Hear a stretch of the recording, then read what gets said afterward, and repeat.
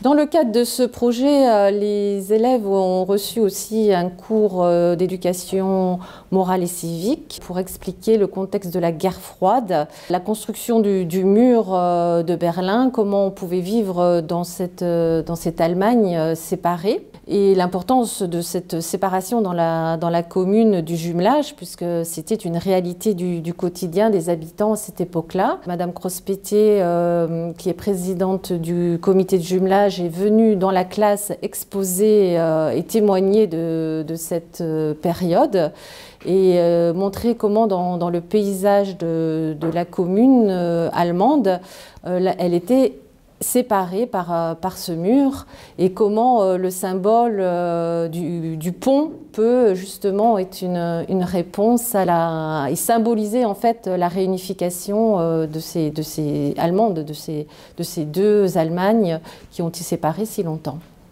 C'est certainement un plus parce que je pense que quand quelqu'un donne des épisodes vécus, même si ce n'est pas très bien présenté, si c'est en langage parlé, c'est vivant.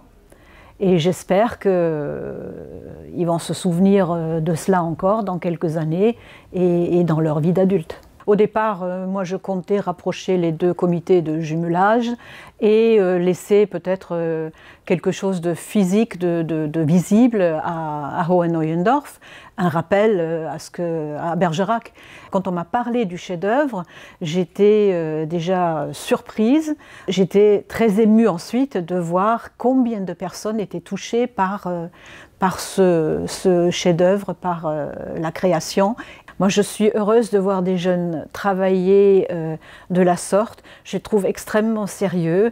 Je trouve qu'ils s'impliquent et ça fait plaisir, c'est tout, hein.